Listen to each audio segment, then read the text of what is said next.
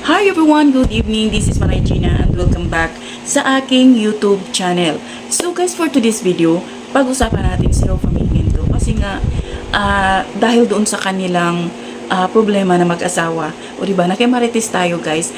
Pero kasi nag-post na ang asawa ni Rofa Mi sa kanyang Instagram na tagang klinaro niya na on the process na ang kanilang divorce at nakakasad na may mga ganyang sitwasyon. Nakakasad talaga.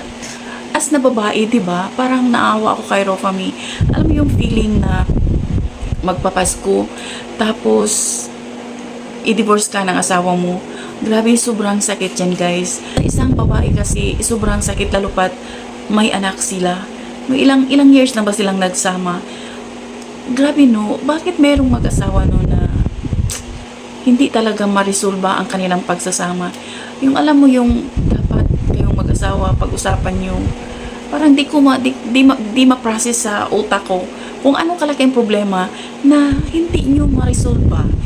Gaano kalaki ang problema na hindi nyo kayang upuan at pag-usapan dahil ba sa pareho kayong mataas ang pride? Or malala, nagkasakitan na ba? Physically? Or ano ba? Di ba? Parang hindi ma-process sa utak ko, guys. Iwan ko lang.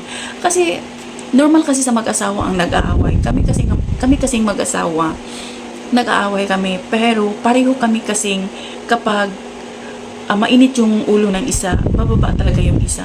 At after nun, 5 to 10 minutes, wala na, tapos na yung ano namin. Or kung umaba man, upuan namin, pag-usapan kung anong problema, then that's it. Ayos na. Ako kasi yung tipong babae, guys, na ayaw ko yung nag-aaway kayong mag-asawa, tapos matutulog kayo na galit pa sa isa't isa.